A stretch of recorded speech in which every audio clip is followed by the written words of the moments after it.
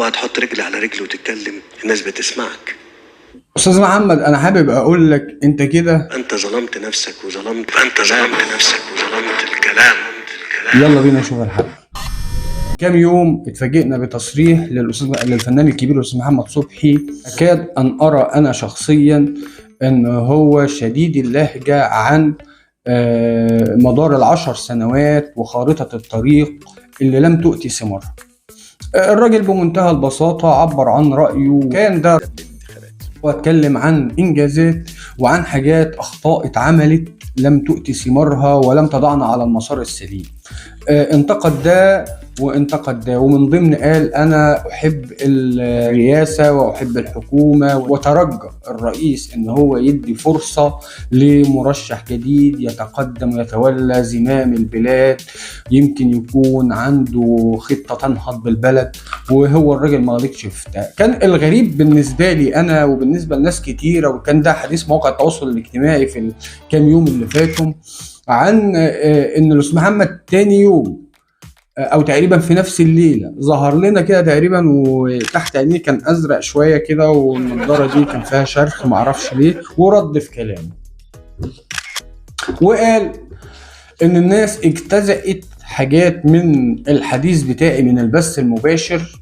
وكان ده كلامه برضه، تعالوا نشوف كلامه. لي انهم اقتطعوا جزء من كلامي من بث مباشر، انا لا اخشى شيئا. فانا حابب اقول والله يا استاذ محمد، انا اتفرجت على الوجبات بالاماره، هم 31 دقيقه انا اتفرجت عليهم كاملين، ما حدش اجتزأ حاجه. انت قلت اللي في نفسك، عرضت عن الموضوع القنوات اللي هي كاتبه الجمهوريه الجديده وكان عندك حق فيها، عرضت عن موضوع الحوار الوطني اللي هو ما كانش فيه موجود حد اساسا. وتعالوا نشوف.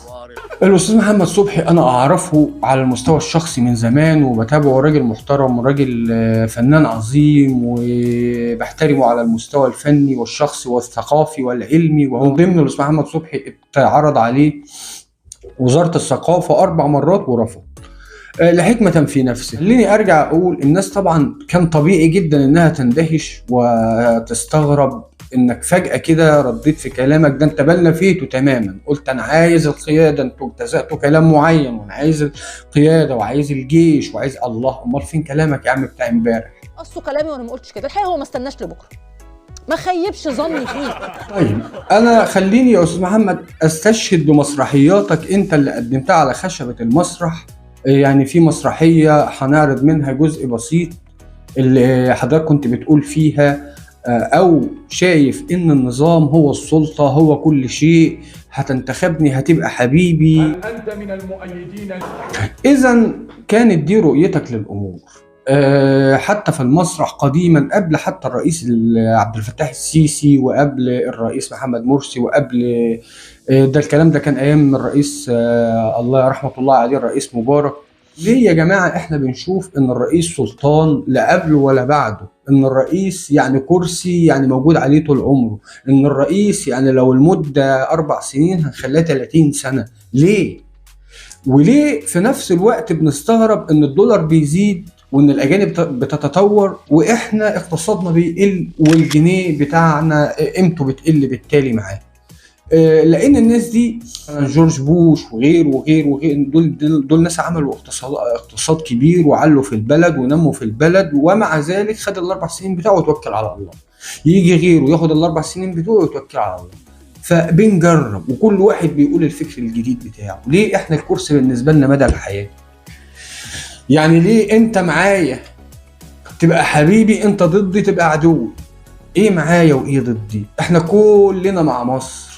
انت كرئيس عبد الفتاح السيسي او غيرك او الطنطاوي اللي جاي يتقدم او جاي يترشح، كلنا بنحاول نشوف ازاي ننهض بالبلد دي. مصر عظيمة، مصر فيها خيرات كتير، لكن محتاجة قيادة سياسية حكيمة، مش تضع بقى خطة ل100 سنة واللي يجي بعدك يقول لا ده خطة انا ما اقدرش اكملها، لا خلينا بقى نبدأ في خطة. وده والعبء ده كله بيوقع على المواطن من ضرائب دولة اقتصادها قائم على 75% من الضرائب. ازاي دي تكون دولة؟